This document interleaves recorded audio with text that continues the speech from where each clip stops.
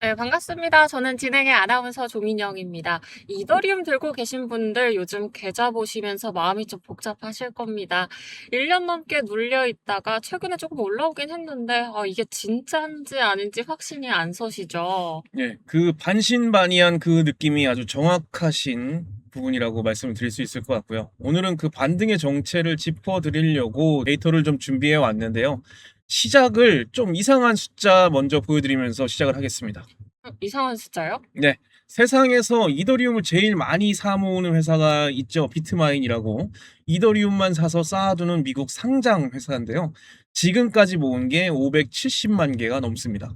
그 정도 덩치면 비트마인이 사느냐 마느냐에 따라 값이 좀 출렁이겠는데요? 그렇죠. 그런데 비트마인이 바로 지난 한 주 동안에 새로 매집을 한 게 7,000개 남짓입니다.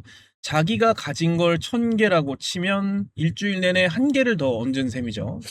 잠깐만요. 그러면 사실상 안 샀다는 얘기 아닙니까? 맞아요. 손을 놨다시피 한 거죠. 그런데 바로 그 기간에 이더리움이 그래도 볼륨이 큰 코인들 중에서 제일 크게 올랐습니다. 비트코인보다 훨씬 많이요.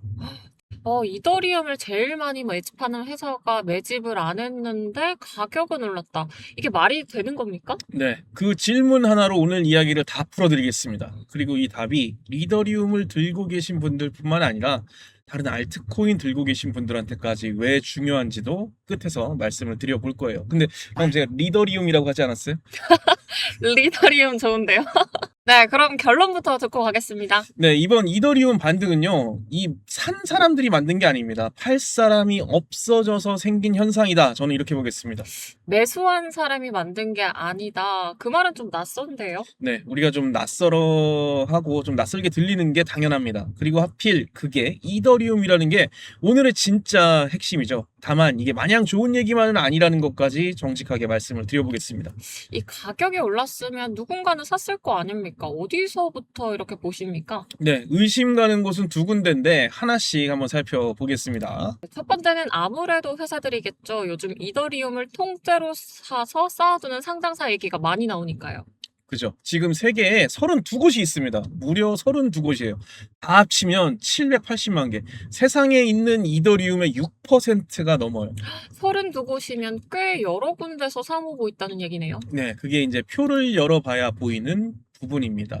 지금 화면에 제가 곧 띄워 드릴 건데 32곳을 줄 세워봤습니다. 780만 개 중에 570만 개가 비트마인 한 곳이고 나머지 31곳을 다 합쳐도 200만 개가 조금 넘어요. 그러면 회사들이 사모은다는 말이 사실은 한 회사가 사모은다는 말 아니었습니까? 네, 그렇게 보셔도 됩니다. 두 번째로 많은 데가 80만 개 정도 되니까 7배 가까운 차이가 나고요. 쌓아둔 물량 4개 중에 3개가 그 한 군데 것입니다. 32곳이 나눠 가진 건 아니라는 거죠.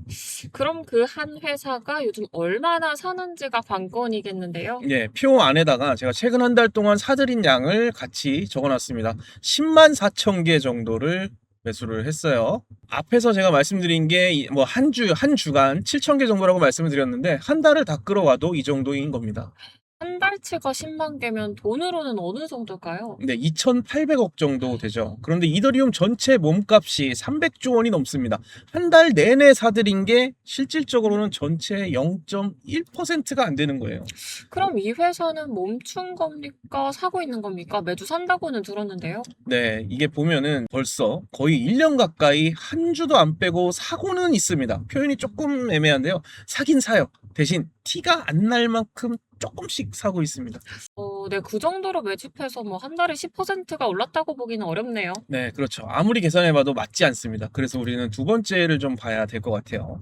두 번째는 ETF겠네요. 이 주식처럼 사고 파는 그 이더리움 상품이요. 네, 요거는 방향은 확실히 맞습니다. 이번 달에 비트코인 ETF에서는 돈이 빠져나갔는데 이더리움 ETF로는 들어왔거든요. 이건 진짜로 갈려있는 방향인 거죠. 그럼 이쪽이 주인공 아닙니까? 네, 근데 크기를 보시면, 이 사이즈를 보시면 이야기가 또 달라집니다. 이번 달에 이더리움 ETF로 들어온 돈이 우리 돈으로 2,400억 정도예요. 하루로 치면 몇백억 정도의 수준입니다. 그거 공교롭게도 아까 그 회사가 한 달 내내 산 돈하고 좀 비슷한 금액인데요. 맞습니다. 그래서 두 군데를 합쳐도 그림이 안 달라져요. 전체는 300조입니다. 300조짜리 시장에 하루에 그냥 몇백억 정도 들어온 거예요. 방향은 맞는데 시장을 완전히 뒤집을 만한 그런 사이즈의 크기는 맞지 않는다는 거죠. 여기도 아까 회사들 얘기하고 똑같은 그림이네요. 네, 게다가 그렇게 들어온 돈의 거의 전부가 블랙록 한 곳 상품으로 갔습니다. 여러 군데서 몰려든 게 아니고요. 창구 하나에서만 들어왔습니다. 그럼 회사도 아니고 ETF도 아니면 대체 누가 산 겁니까? 좀 답답한데요. 네, 저도 여기서 참 애를 먹었는데요. 그래서 질문을 아예 바꿔봤습니다. 어떻게 바꾸셨습니까? 네, 산 사람, 매수한 사람을 아무리 뒤져도 사이즈가 안 맞으면 반대쪽을 우리가 한번 봐야 되잖아요. 누가 안 팔았나? 파는 쪽을 들여다봤더니 여기서는 숫자가 딱 맞아 떨어집니다.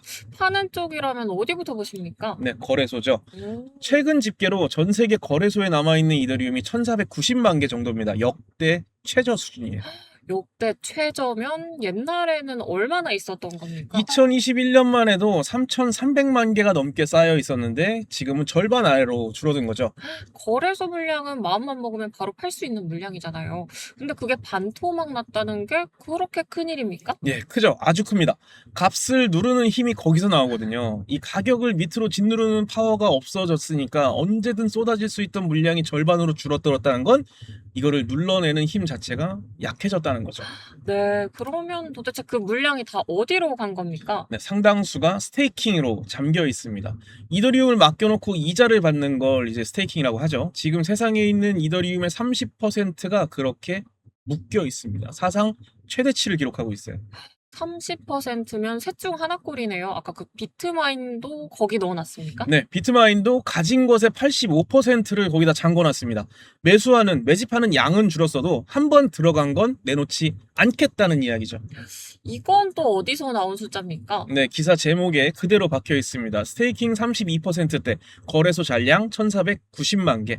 제가 계산한 게 아니라 집계된 걸 그대로 가지고 온 거예요. 날짜가 좀 지난 집계네요. 네, 맞습니다. 그래서 방향으로만 보시면 될 것 같습니다. 2021년 3,300만에서 절반 아래로 내려온 흐름. 그게 핵심이겠죠. 그럼 이 그림을 어떻게 정리하면 되겠습니까? 네, 우리가 이거를 마트로 한번 비유를 해볼게요. 이건 물건을 사겠다는 사람이 늘어서 값이 오른 게 아닌데 내놓을 물건이 없어져서 오른 상황인 거죠. 그러니까 사고 싶은 힘도 약했는데 파는 쪽이 그보다 더 약했던 겁니다. 그럼 이게 이번 반등의 정체라고 봐도 되겠습니까? 네, 저는 그렇게 보겠습니다. 물량이 마른다니까 홀더분들 입장에선 반가운 얘기로 들리실 것 같은데요. 네, 그래서 여기서 꼭 한번 짚고 넘어가야 될 게 있습니다. 진열대가 비어서 오른 값은요, 진열대가 비어서 빠지기도 합니다. 그건 무슨 뜻일까요? 예, 물량이 얇으면 같은 크기 주문해도 값이 훨씬 크게 움직일 수 있겠죠. 올라갈 때만 그런 게 아니라 내려갈 때도 똑같습니다. 이번 상승을 드디어 돈이 들어왔다라고 읽으시면 반대로 갔을 때는 버티기가 힘들어지실 거예요. 그럼 지금 올라온 거는 어느 정도로 봐야 합니까? 네, 한 달에 10% 가까운 상승은 분명히 반가운 숫자입니다. 그런데 1년 전하고 비교해 보면은 이더리움은 아직도 반토막 언저리예요. 회복이라고 부르기엔 이르다는 거죠. 이제 그냥 바닥에서 살짝 올라온 겁니다. 그 1년을 그대로 버티신 분들 입장에서 좀 허탈하실 수도 있겠는데요. 네, 근데 저는 반대로 생각을 해보겠습니다. 지금 가격을 떠받치는 게 바로 그 안판 물량이었거든요. 그때 만약에 물량이 더 밖으로 나왔다면 지금 난리가 났을 거예요. 그냥 그 시간이 그냥 흘러간 건 아니라고 말씀을 드리고 싶어요. 다른 데서 잘 안 해주는 얘기가 하나 더 있다고 하셨는데요. 네, 방금 거래소에서 이더리움이 마르고 있다, 물량이 줄어들고 있다 이렇게 말씀을 드렸잖아요. 그런데 거래소 밖에 이더리움 네트워크 위에서는 정반대의 일이 생겨나고 있습니다. 이더리움이 지금 해마다 조금씩 늘어나고 있어요. 저는 이더리움이 쓸수록 소각되는 구조라고 알고 있었는데요. 그것 때문에 줄어드는 돈이다. 그런 말도 많이 나왔고요. 네, 그 얘기를 제일 열심히 하던 사이트가 하나 있습니다. 이름이 아예 울트라 사운드 머니예요. 그 사이트에 지금 뭐가 찍혀 있는지 같이 보이시죠? 네, 이 아래 동그라미 친 두 개가 소각량하고 발행량일까요? 네, 맞습니다. 1년에 소각되는 게 9,000개인데 새로 나오는 건 100만 개가 넘어요. 최근 일주일만 떼어봐도 없앤 거는 100 몇십 개고 새로 나온 건 2만 개 가까이 되고 있습니다. 그럼 그 구조가 깨졌다는 건데 뭐가 잘못된 겁니까? 네, 그게 놀라운 대목인 것 같은데요. 잘못돼서가 아니라 잘 돼서 이렇게 된 겁니다. 이더리움이 수수료를 확 낮추는 업그레이드를 했어요. 늘 이더리움을 쫓아다니던 꼬리표, 수수료, 가스비가 더럽게 비싸다는 게 불만이었어요. 이 수수료가 싸진 건 쓰는 사람한테 좋은 일 아닐까요? 아, 좋죠. 그런데 다들 그 싼 길로 옮겨가니까 원래 있던 그 거치던 수수료가 확 줄어들었습니다. 소각될 게 사실상 없어지고 있는 거죠. 그래서 지금 이더리움 안에서는 두 개가 지금 힘겨루기를 하고 있습니다. 우리 그 마트에 물건을 빼내려고 하는 힘, 그리고 공장에서 물건을 조금 더 찍어내는 힘, 이 둘이 아주 힘겨루기가 장난이 아닙니다. 그럼 이 공장 쪽은 그냥 두고 봐야 하는 겁니까? 아니죠. 이게 뒤집히는지가 오늘 마지막에 말씀드릴 볼 자리 중 하나인데요. 올해 3분기에 예정된 큰 업그레이드가 바로 이 부분을 건드릴 겁니다. 그런데 아까 이 얘기가 알트코인 들고 계신 분들한테도 중요하다고 하셨는데 왜 그런 걸까요? 네, 지금까지 반등이 올 때마다 시장을 늘 지켜보신 분들은 아실 거예요. 시장의 반등을 주도하고 이끌어줬던 건 늘 비트코인이었습니다. 무슨 일이 터지든 돈은 일단 비트코인으로 제일 먼저 달려갔었어요. 그건 알트 들고 계신 분들이 제일 답답해 하시는 대목이죠. 이 시장은 오른다는데 내 코인만 제자리인 그 기분이요. 네, 그 답답함의 이유가 있습니다. 비트코인만 오르는 장에서는 비트코인이 시장에서 차지하는 비중, 우리 도미넌스가 이야기하는 거죠. 돈이 거기 한 군데로만 쭉 빨려 들어가니까 답답할 수밖에 없어요. 그래서 시장 전체는 오르는 것 같은데 내 계좌는 그대로였던 거군요. 올해 내내 그랬습니다. 그런데 이번에는 좀 다르다는 말씀이신 거죠? 네, 지금 보시는 게 이더리움을 비트코인으로 나눈 비율인데요. 이게 올라가면 이더리움이 비트코인보다 세다는 뜻입니다. 한 달로 보면 이더리움이 8% 가까이 앞서고 있습니다. 이더리움 비중도 10% 문턱까지 올라왔고요. 그런데 그 옆에 한주투리는 거의 제자리인데요? 네, 정직하게 말씀드리면 그렇습니다. 뭐 월간으로 보면 앞섰는데 최근에 한 주는 멈춰 있어요. 그러니까 이거는 시작된 흐름이지 매주 이어지고 있는 연속성을 가진 플로우는 아닙니다. 비트코인 비중이 빠지면 알트로 돈이 돈다. 뭐 예전부터 그런 얘기는 많이 들어봤습니다만 그 순서 말씀이신 거죠? 예, 이 이야기에 순서가 있습니다. 먼저 비트코인이 오르고 그 다음 비트코인 비중이 거기서 멈추고 그 다음에 이더리움이 비트코인을 앞서기 시작하면 그리고 나서야 돈이 그 아래 알트코인들로 쫙 퍼져나갑니다. 그럼 지금은 세 번째 칸에 와 있는 것처럼 보이는데요. 네, 그래서 시장 보는 사람들이 이더리움이 비트코인을 이기기 시작하는 걸 비트코인 독주에 생긴 첫 균열로 보고 있습니다. 네, 이 두 장이 뭐가 그렇게 다른 겁니까? 네, 비트코인만 오르면 비트코인 들고 계신 분들은 좋아 죽습니다. 나머지는 그냥 기다리는 거고요. 그런데 이더리움이 끄는 장이 오면 그 아래가 다 같이 움직이는 경향이 좀 있습니다. 왜 이더리움이 움직이면 아래가 따라올까요? 이더리움은 그 자체로 정말 수많은 프로젝트가 올라타 있는 판이거든요. 그래서 이더리움이 먼저 띄워져야 알트가 숨통이 트인다는 말이 그냥 기분 좋으라고 하는 말이 아니고 시장이 도는 순서에서 나오는 이야기입니다. 근데 저는 좀 의심이 드는 게 이더리움이 몇 주 앞섰다가 다시 뒤집힌 적도 많지 않았습니까? 아주 날카로운데요. 많았어요. 솔직히 말씀드리면 많았습니다. 그래서 그 질문이 오늘 앞부분하고 이어집니다. 이더리움이 이번에 앞선 이유가 뭐였죠? 돈이 몰려서가 아니라 물량이 잠겼기 때문이었습니다. 그 차이가 그렇게 클까요? 예, 돈은 하루아침에 빠져나갈 수 있습니다. 실제로 비트코인 ETF에서는 이번 달에도 돈이 빠졌고요. 그런데 스테이킹에 잠기고 회사 몫으로 넘어간 물량은 마음 바뀐다고 다음날 튀어나올 수는 없습니다. 그래서 이 우위는 돈으로 만든 우위보다는 잘 안 뒤집어지겠죠. 제가 이번 흐름을 그냥 넘기지 않는 이유가 바로 여기에 있습니다. 그럼 이제 알트도 같이 갈 거라고 봐도 됩니까? 솔직히 말씀드리면 여기서는 김을 좀 빼고 가겠습니다. 이건 알트코인이 얼마나 강한지 재는 지표인데요. 지금 55입니다. 한가운데 알트코인 인덱스가 55예요. 한가운데는 넘었어요. 그런데 이 지표는 75를 넘어야 알트장이라고 우리가 부릅니다.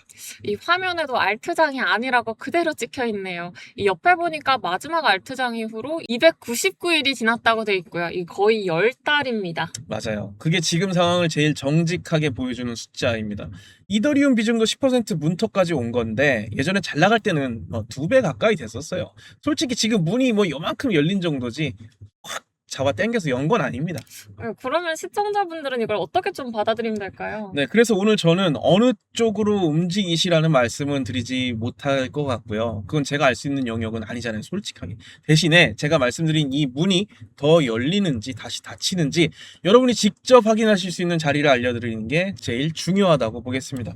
그러면 저희는 이제 뭘 보고 있으면 될까요? 첫 번째는 이더리움이 비트코인을 계속 앞지르고 있는지 요걸 보시면 좋은데요. 이더리움 가격 자체가 아니라 비트코인 대비로 봤을 때 둘이 같이 오를 때 이더리움이 더 오르면 아까 그 순서가 진행 중인 거고요. 비트코인만 다시 혼자 독주를 하기 시작하면 그 문이 닫히고 있다고 보시면 될 것 같아요.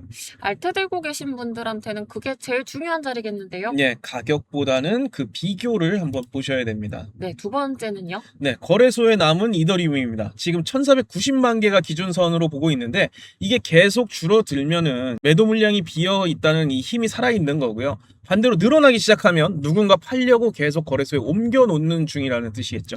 이거 일반 시청자분들도 확인을 할 수 있는 겁니까? 네, 검색만 하셔도 매일 나옵니다. 어렵진 않으실 거예요. 네, 마지막 하나는요? 네, 아까 보신 그 공장 쪽 팩토리 이야기인데요. 소각되는 양이 새로 나오는 양을 다시 넘어서는지 이걸 한번 보셔야 됩니다. 지금은 100배 넘게 벌어져 있는데 올 3분기 업그레이드가 이 격차를 건드릴 겁니다. 그게 뒤집히면요? 예, 물량이 마르는 힘에 하나가 더 붙는 겁니다. 남들이 차트 이야기할 때 여러분은 이 세 가지 조건만 보시면 되는 거죠. 네, 오늘 얘기 한 문장으로 정리해 주시죠. 네, 물건이 없어서 오른 가격은 물건이 없어서 빠지기도 합니다. 그래서 저는 가격보다 거래소에 남은 물량을 먼저 보겠습니다. 그런데 오늘은 그게 비어가는 자리가 좀 특별하다고 하셨습니다. 네, 하필 이더리움이라는 게 저는 좀 다르게 보입니다. 지금까지처럼 비트코인 혼자 날뛰고 끝나는 장이 아닐 수도 있다고 생각이 좀 들어요. 그게 맞는지 아닌지는 아까 말씀드린 그 세 가지가 알려드릴 겁니다. 네, 저희도 그 세 가지 계속 같이 보겠습니다. 바뀌는 게 있으면 다시 정리해서 전해드리도록 하겠습니다. 오늘 얘기는 여기까지고요. 마지막으로 한 가지 더 말씀드리겠습니다. 네, 요즘처럼 시장이 어려울 때는 저는 항상 중요한 게 우리의 신법과 기본기라고 생각을 합니다. 그 기초만 따로 정리해서 묶어둔 게 있어요. 주제별로 좀 나눠놨고요. 어떤 분들이 좀 보시면 좋을까요? 사실 다 아시는 내용도 정말 많으실 거예요. 그래도 기본을 다시 잡는다 이런 마음으로 한 번 더 보시면 남는 건 분명히 있으실 거예요. 내부는 이렇게 채워놨습니다. 어려운 말은 빼고 그림을 좀 많이 넣었고요.